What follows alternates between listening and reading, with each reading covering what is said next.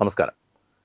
നിരവധി ചരിത്ര മുഹൂർത്തങ്ങൾക്ക് വേദിയായിട്ടുള്ള കോഴിക്കോടിൻ്റെ മണ്ണ് വീണ്ടും ഒരു ചരിത്ര മുഹൂർത്തത്തിനു കൂടി സാക്ഷ്യം വഹിക്കുകയാണ്. കോഴിക്കോട് അതിരാത്രം 2014 13 ലക്ഷം ആൾക്കാരെ ഉൾക്കൊള്ളിച്ചുകൊണ്ട് കോഴിക്കോട് സോമയാഗം നടത്തിയ കാശ്യപ വേദ റിസർച്ച് ഫൗണ്ടേഷന്റെ ആഭിമുഖ്യത്തിലാണ് കോഴിക്കോട് അതിരാത്രം സംഘടിപ്പിക്കുന്നത്. പൂഞ്ഞൂർ പുഴയുടെ തീരത്ത് വേദമഹാമന്ദിരത്തിൽ ഈ വരുന്ന ഏപ്രിൽ 17 മുതൽ 26 വരെ 10 ദിവസമാണ് അതിരാത്രം നടക്കുന്നത്. അതിരാത്രം എങ്ങനെയാണ്, അതിരാത്രത്തിൻ്റെ മഹാത്മ്യം എന്താണ്, ഇതേക്കുറിച്ചൊക്കെ പ്രമുഖ വേദാചാര്യനും ഒപ്പം കാശ്യപ വേദ റിസർച്ച് ഫൗണ്ടേഷന്റെ സ്ഥാപകനും കൂടിയായിട്ടുള്ള ശ്രീ രാജേഷ് നമ്മളോട് സംസാരിക്കുന്നു. പലരും ചോദിക്കും എന്താണ് അതിരാത്രം എന്ന്.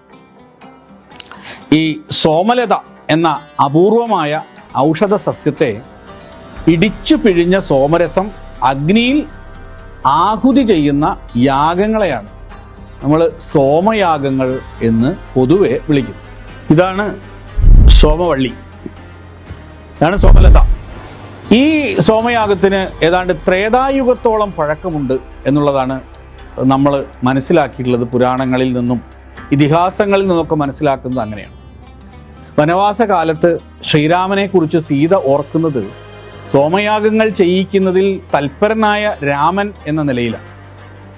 സോമയാഗങ്ങളിൽ വെച്ച് ഏറ്റവും ശ്രേഷ്ഠമായത് അതിരാത്രമാണ്. പകൽ 3 നേരങ്ങളിലായി നടക്കുന്ന സോമാഹുതികൾ കൂടാതെ രാത്രിയും സോമാഹുതി നടക്കും എന്നതാണ് അതിരാത്രത്തെ മറ്റ് സോമയാഗങ്ങളിൽ നിന്ന് വ്യത്യസ്തമാക്കുന്നത്. ഇങ്ങനെ രാത്രിയെ അതിക്രമിക്കുക എന്നതുകൊണ്ട് അതിരാത്രം എന്ന ശബ്ദം തന്നെ ഉണ്ടായത്. ശ്രീരുദ്രഹോമവും സാരസ്വത യാഗവും തുടങ്ങി പുത്രകാമേഷ്ടി വരെ നീണ്ടുകിടക്കുന്ന അനേകം വിശേഷമായ യജ്ഞയാഗങ്ങൾ അതിരാത്രത്തിൻ്റെ ഭാഗമാണ്. 10 ദിവസം നീണ്ടു നിൽക്കുന്ന കോഴിക്കോട് നടക്കുന്ന അതിരാത്രത്തിൽ അഗ്നിചയനം എന്ന അതിവിശേഷമായ ഒരു യാഗക്രിയ കൂടി 5 ദിവസങ്ങളായിട്ട് നടക്കും. കൃത്യമായ കണക്കുകളോടെ 1000 ഇഷ്ടികകൾ ഉപയോഗിച്ച് 5 നിരകളിൽ ശേനചിതി എന്ന ഗരുഡാകൃതിയിലുള്ള വേദി നിർമ്മിക്കുന്ന ചടങ്ങാണ് അഗ്നിചയനം. കഠോപനിഷത്തിൽ യമദേവൻ നചികേതസിനെ ഉപദേശിക്കുന്ന മരണത്തെയും വാർദ്ധക്യത്തെയും മറികടക്കാനുള്ള അഗ്നിവിദ്യ ഈ അഗ്നിചയനത്തിൻ്റെ രഹസ്യമാണ്.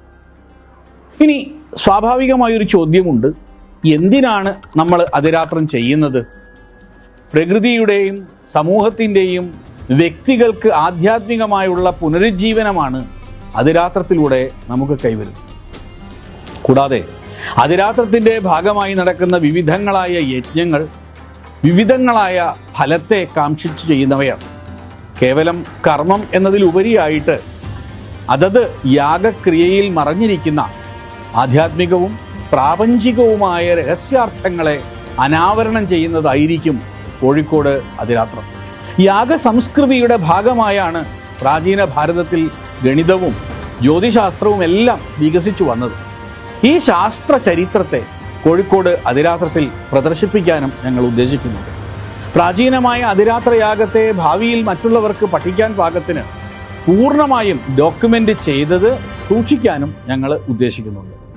എല്ലാവരും ഈ യാഗത്തിൽ പങ്കെടുക്കണം എന്ന് ഞങ്ങൾ ആഗ്രഹിക്കുകയാണ്.